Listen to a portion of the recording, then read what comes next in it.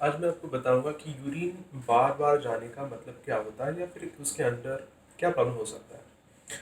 Most of the time urine बार बार जाने या फिर पेशाब बार बार जाने के जो रीजंस होते हैं वो चार रीजंस होते हैं। द फर्स्ट वन इज, अगर आप बहुत ज़्यादा पानी पीते हैं तो मोस्ट ऑफ द टाइम बहुत कॉमनली लेडीज़ में देखा जाता है कि वो बहुत ज़्यादा पानी पीती हैं, लाइक 3 4 5 लीटर 6 लीटर्स भी पानी पीती हैं।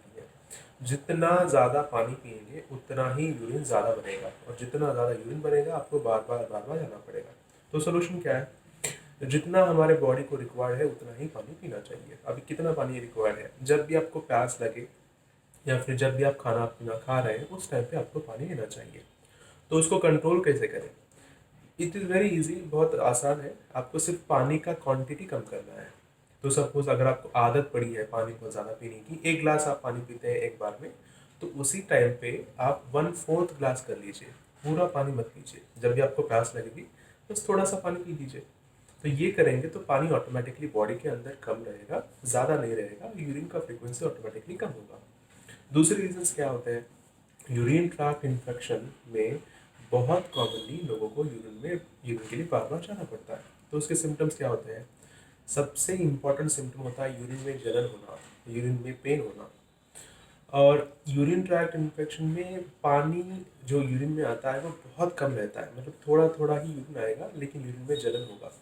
और ये यूजुअली अचानक से स्टार्ट हो जाता है। तो इसको ट्रीट कैसे करते हैं? बहुत आसान है। मोस्ट ऑफ द टाइम लोगों को 5 दिन का भी कोर्स कर लेते हैं एंटीबायोटिक का, तो वो ठीक हो जाता है। बहुत आसानी से वो ठीक हो जाता है।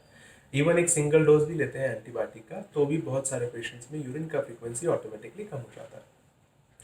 तो तीसरा रीज़न क्या है कि जो होता है जिसकी वजह से यूरिन बहुत ज़्यादा आता है? The third reason is sugar होना या फिर डायबिटीज़ होना। तो इसमें पेशेंट्स को दूसरे कोई सिम्टम्स हो या फिर ना हो, लेकिन हाँ, शुगर ज़्यादा होने से यूरिन का फ्रीक्वेंसी ज़्यादा रह सकता है। तो उसको डायग्नोस कैसे करें? तो उसके लिए टोटल 3 टेस्ट होते हैं। फास्टिंग ब्लड शुगर जो होता है खाली पेट का शुगर, जिसमें आपको सुबह भी उठना है, चाय कॉफ़ी कुछ नहीं लेना है, पानी ले सकते हैं, और आपका शुगर के लिए ब्लड का सैंपल देना है। पोस्ट पैंडिल ब्लड शुगर जो होता है खाली पेट का शुगर देने के बाद में 2 घंटे के बाद, मतलब खाली पेट के बाद में ब्लड देने के बाद कुछ खा के उसके 2 घंटे के बाद में आपको शुगर के लिए ब्लड का सैंपल देना होता है। और थर्ड टेस्ट होता है HbA1c, जो कि आपके 3 महीने का एवरेज ब्लड शुगर दिखाता है, जो कि आप कभी भी कर सकते हैं। खाली पेट भी कर सकते हैं, खाना खाने के बाद कभी भी कर सकते हैं। शुगर अगर डिटेक्ट होता है तो उसको ट्रीट करने के बाद यूरिन का फ्रीक्वेंसी या फिर पेशाब को बार बार जाने का जो प्रॉब्लम है वो 100% ठीक हो सकता है। फोर्थ रीज़न क्या है? वो है प्रोस्टेट का साइज बढ़ना। अभी प्रोस्टेट लेडीज़ में तो होता नहीं है, वो होता है सिर्फ और सिर्फ जेंट्स में।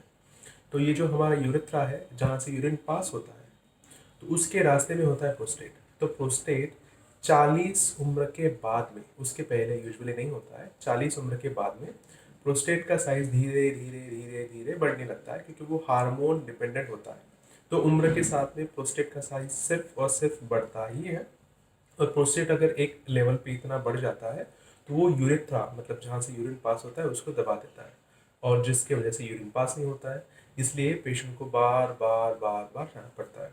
तो यूजुअली पेशेंट्स ये कहते हैं कि डॉक्टर साहब देखिए, मेरा यूरिन का फ्लो पहले से बहुत कम हुआ है, अच्छा नहीं हो रहा है। पहले एकदम अच्छा होता था, अभी लेकिन थोड़ा सा रुक रुक के होता है, या फिर थोड़ा सा प्रेशर देना पड़ता है। जलन कुछ नहीं है, ऐसे बोलते हैं, दर्द कुछ नहीं है, लेकिन फ्लो काफ़ी कम हुआ है। और यूजुअली प्रोस्टेट का साइज बढ़ने के बाद बहुत कॉमनली लोगों को यूरिन का इन्फेक्शन भी हो सकता है। दोनों चीज़ें साथ में हो सकती हैं। उस टाइम पे उनको जलन वगैरह हो सकता है। इसको डायग्नोज कैसे करें? बस सोनोग्राफी कराना है। पेट का अगर सोनोग्राफी कराते हैं तो प्रोस्टेट का साइज कितना है वो क्लियर क्लियर दिख जाएगा। तो उसको ट्रीट कैसे करेंगे? उसको ट्रीट करने के लिए बहुत सारे मेडिसिन हैं, और मोस्ट ऑफ द टाइम ये जो दवाइयाँ होती हैं प्रोस्टेट का साइज कम करने के लिए, उसको आपको लाइफ लॉन्ग लेना होता है। वो मोस्टली 1 टैबलेट रहता है। जो यूरिमैक्स है, प्रोस्टागार्ड है, सिलेडॉल है, ये 3 बहुत फेमस ब्रांड्स हैं जो हम कॉमनली देते हैं, जिसका एक टैबलेट रोज़ रात में सुबह कभी भी एक बार आपको लेना होता है। वो अगर रोज़ लेते ही रहेंगे तो यूरिन का फ्लो बढ़ जाएगा, और जो बार बार यूरिन आता है वो नहीं आएगा। और एक रीज़न है, अगर आप चाय कॉफ़ी ज़्यादा लेते हैं तो उससे भी बहुत कॉमनली लोगों को बार बार यूरिन आता है। तो चाय कॉफ़ी का फ्रीक्वेंसी कम करने से भी यूरिन का फ्रीक्वेंसी काफ़ी कम हो सकता है। और यूरिन का फ्रीक्वेंसी अगर ज़्यादा है तो शाम 6 बजे के बाद में पानी, चाय, कॉफ़ी लेना थोड़ा सा कम कीजिए। जितना आवश्यक है उतना ही लेंगे। तो स्पेशली सुबह में पी सकते हैं कितना भी, ताकि आप बार बार यूरिन को जा भी सकते हैं, लेकिन शाम में 6 बजे के बाद में पानी ज़्यादा मत लीजिए, ताकि रात में आपको बार बार उठना ना पड़े। Thank you.